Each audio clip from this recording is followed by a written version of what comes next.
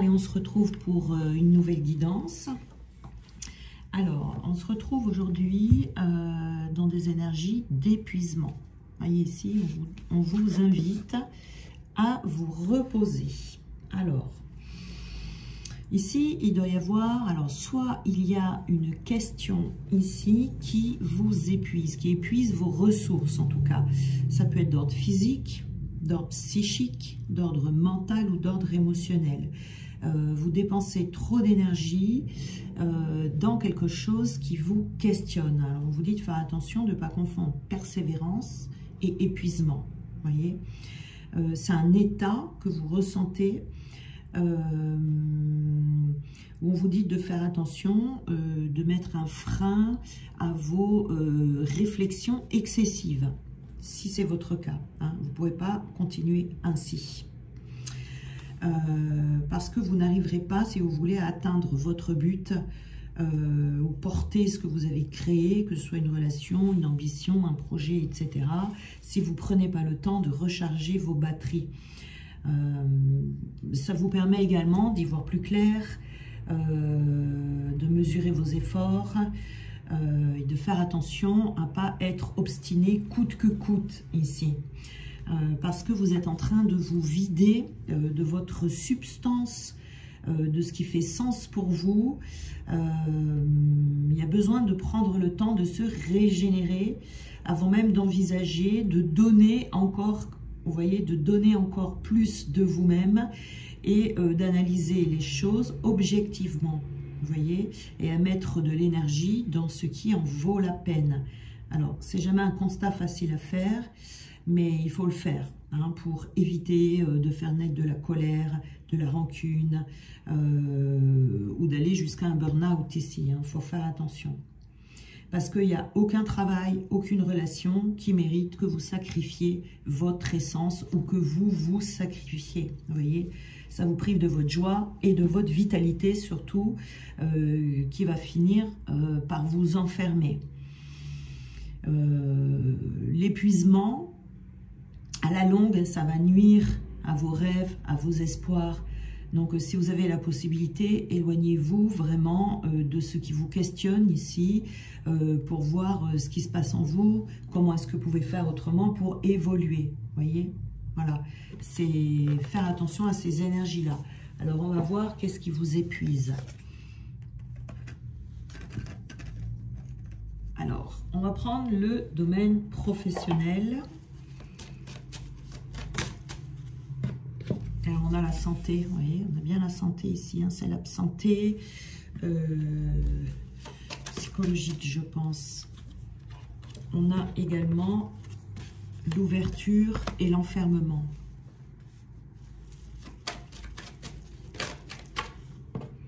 On a la femme. Alors, ça peut être une femme qui est autour de vous, ou alors vous, si vous êtes une femme.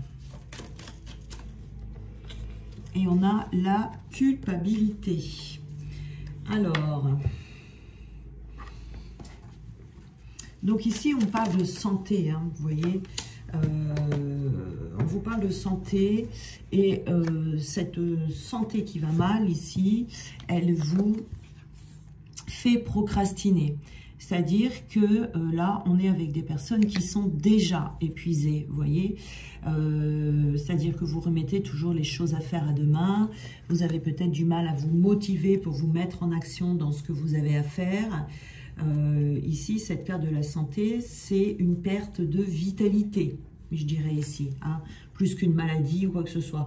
Ça représente vraiment la vitalité où on a perdu son équilibre. Il y a besoin de repos, il y a besoin de souffler, il y a besoin de reprendre de l'énergie et de reprendre des forces ici. C'est très très important pour la suite, pour votre travail si vous voulez. Hein. Peut-être que vous vous sentez là vraiment en baisse de régime total. Et on a l'ouverture et l'enfermement, vous voyez ici, déjà ça vous enferme, vous êtes enfermé sur vous-même. Mais également, ça crée des fermetures, c'est-à-dire que vous ne trouvez pas la clé. Vous ne trouvez plus les clés peut-être dans votre travail, comment faire pour avancer. Il y a des portes qui se ferment. Peut-être que vous n'arrivez pas à créer les ouvertures que vous voulez créer. Vous n'arrivez pas à trouver les bonnes opportunités. On réfléchit trop peut-être aussi. Et on vous dit vraiment là de sortir de cet enfermement. Alors ici, on vous dit de sortir de cette sensation que vous devez être un guerrier ou être une guerrière, réussir à tout prix, sortir de là. Vous voyez, la solution, elle est ailleurs. Elle n'est pas dans le fait de faire des efforts, de lutter contre cet épuisement, parce que vous allez vous épuiser encore plus ici, vous voyez. On a la femme. Alors, la femme, soit c'est vous, ou soit c'est une femme autour de vous. Même si vous êtes une femme, ça peut être une femme autour de vous. Vous voyez ici, et on parle d'enfermement.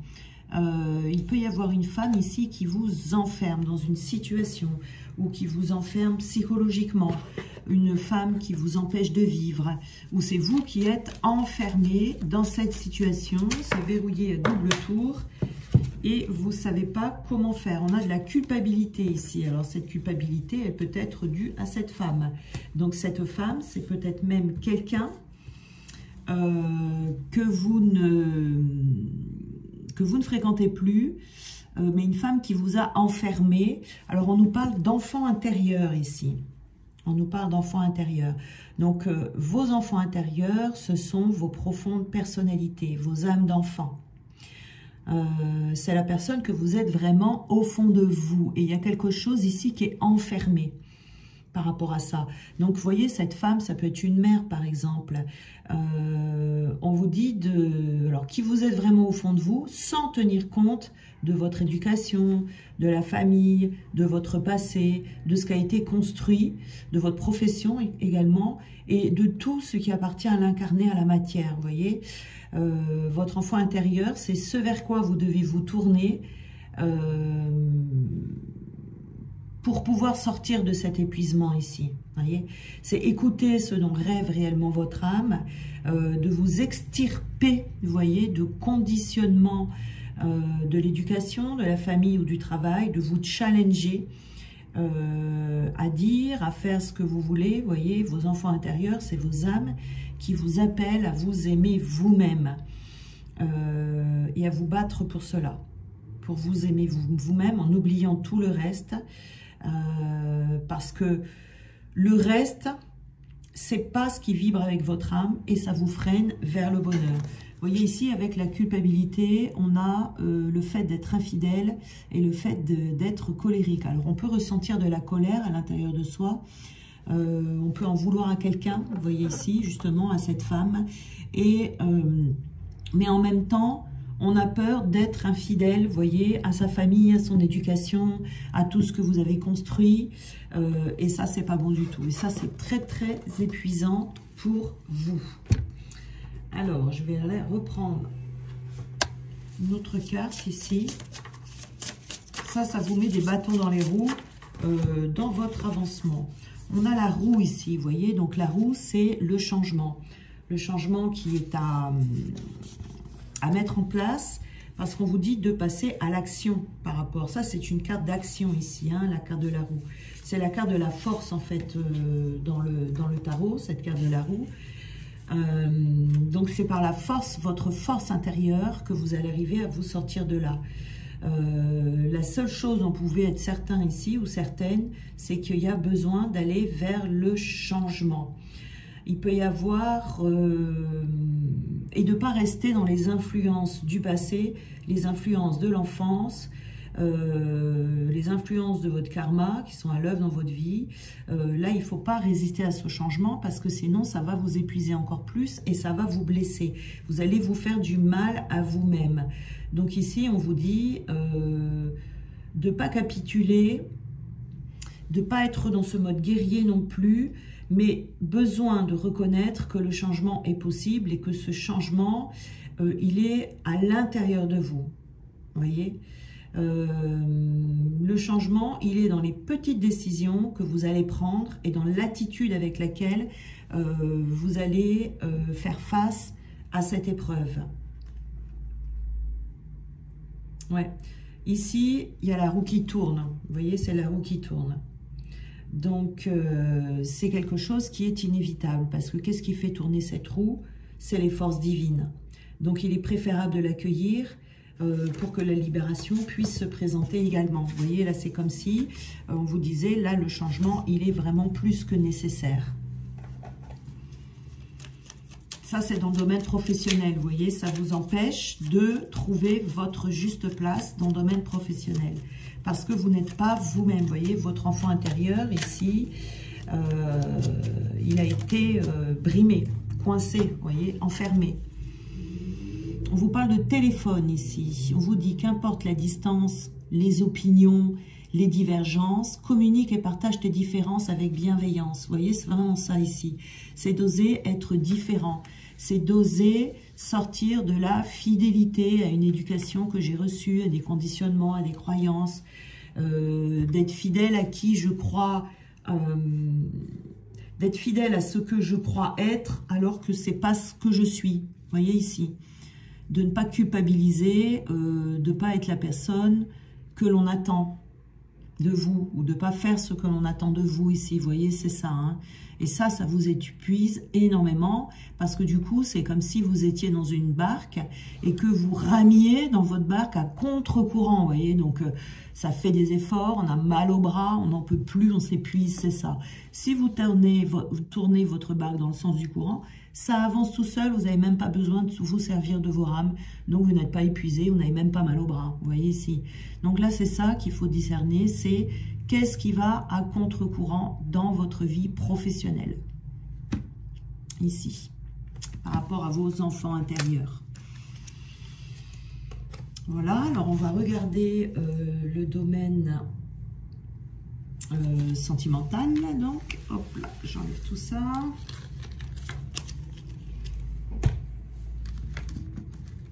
Alors, on est vraiment dans des guérisons ici. C'est se connaître soi-même. Hein. C'est très important. Alors, le domaine sentimental. On a la perturbation.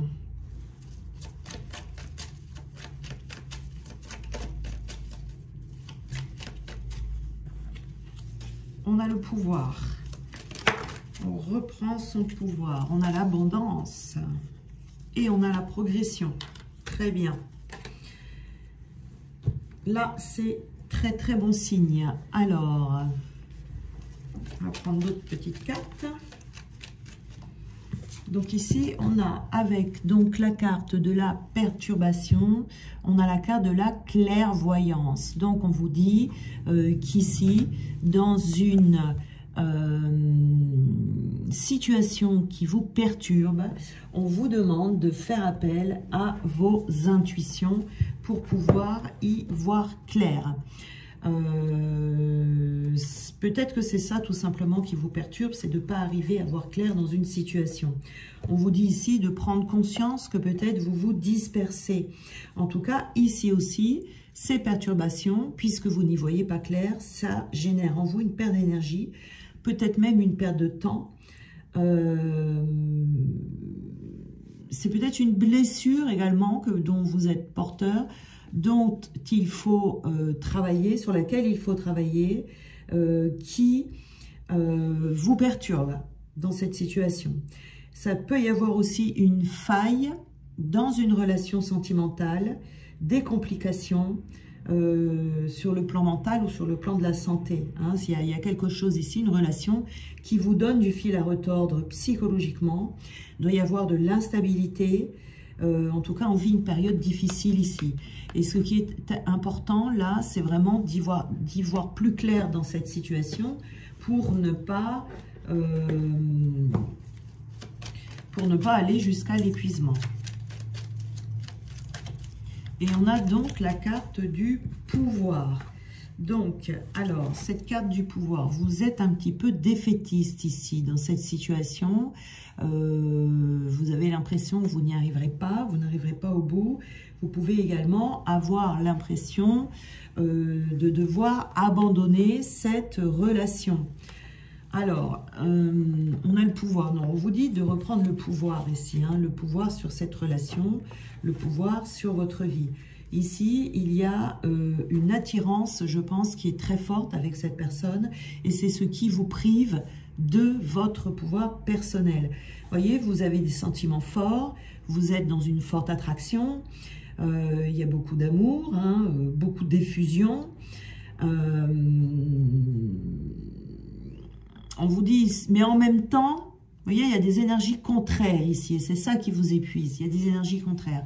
À la fois, vous êtes très attiré par cette personne, vous sentez qu'il y a quelque chose vraiment de fort, mais en même temps, vous êtes d'un autre côté, vous êtes défaitiste. Donc, il y a un manque d'équilibre, il peut y avoir un manque d'entente, un manque de complémentarité ici. Alors, on va voir, on a l'abondance. Qu'est-ce qu'on nous dit d'autre ?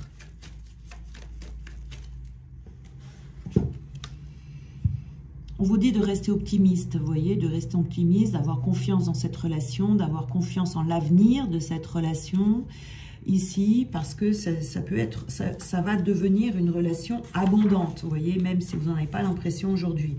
C'est-à-dire qu'on vous demande de persévérer. Mais je pense que là, vous voyez, on a vraiment ce qui vous perturbe. C'est très certainement des blessures hein, qui sont là et qui vous font avoir une vision erronée de la situation. On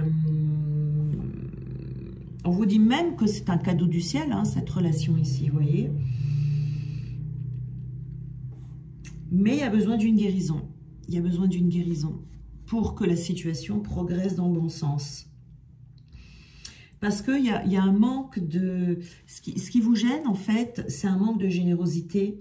C'est un manque peut-être de richesse intérieure ici, un manque de partage, un manque d'échange. Il y a quelque chose comme ça là qui ne va pas et qui, au premier abord, vient vous freiner, vous voyez, vous donne cette sensation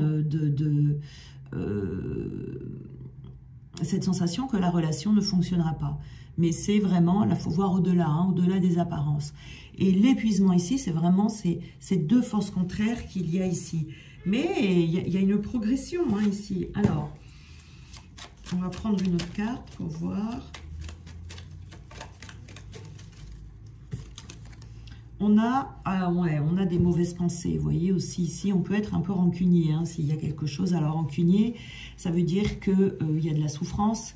Ça veut dire que vous pouvez avoir des mauvaises pensées par rapport à cette personne. Du coup, hein, vous ne savez plus trop sur quel pied danser. Vous vous posez peut-être aussi beaucoup de questions, et je dirais peut-être même beaucoup trop. Donc, on a ici, pour que cette relation progresse, pour que cette relation puisse se déployer, on a besoin de passer à une autre dimension de la relation, vous voyez,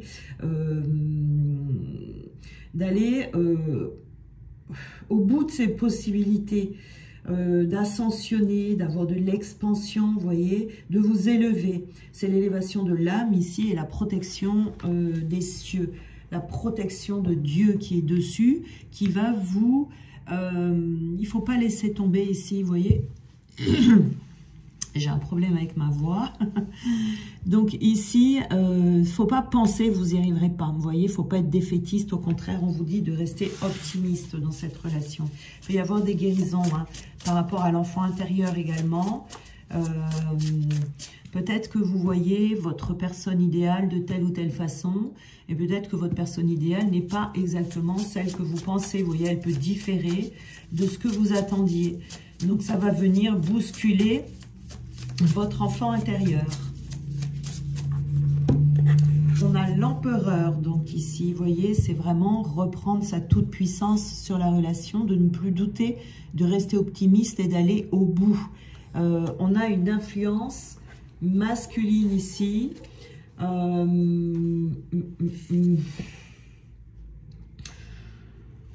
Donc ici, c'est reprendre ses énergies masculines pour reprendre le pouvoir sur sa vie. Il y a des préoccupations ici qui sont vraiment au premier plan. Il y a une question également, alors Ça peut être reprendre le pouvoir sur sa vie, mais ça peut également être aussi lâcher un peu de contrôle. Vous voyez, il y a peut-être trop de questions, trop de contrôle sur la relation. Et on vous dit justement de sortir du côté pessimiste, mais de faire appel à votre clairvoyance, de voir au-delà des apparences pour retrouver cet optimisme, cette abondance d'optimisme qui pourrait faire progresser cette relation. Ouais, dans cette relation ici. Je verrais plutôt du contrôle à lâcher. Peut-être que vous ne vous accordez pas le risque à prendre dans la relation. Et dans une relation amoureuse, au début, on prend toujours un risque. Et ça, j'ai l'impression que vous ne vous l'accordez pas. Parce que là, vous pourriez passer à côté de quelque chose. Vous voyez, il faut creuser ici, il faut aller plus loin. Sans, comment dire, vous voyez, pour pas aller à cet épuisement ici, c'est sans se mettre des énergies contraires à l'intérieur de soi. Donc, on a l'univers ici, mystérieux et sibyllin divin. Il suffit d'une fervente prière pour effleurer ses mystères et s'émouvoir de ses lois. Du cœur sollicite son soutien pour sentir le divin veiller sur toi. Vous voyez, je vous disais tout à l'heure, ici, il y a quelque chose de divin. Il y a quelque chose de divin, mais vous ne le voyez pas. C'est pour ça qu'on vous parle de faire appel à votre troisième œil ici. Ici, vous ne pouvez pas juste vous fier à ce que vous voyez. Il y a autre chose, c'est au-delà en fait, cette relation. Elle est au-delà.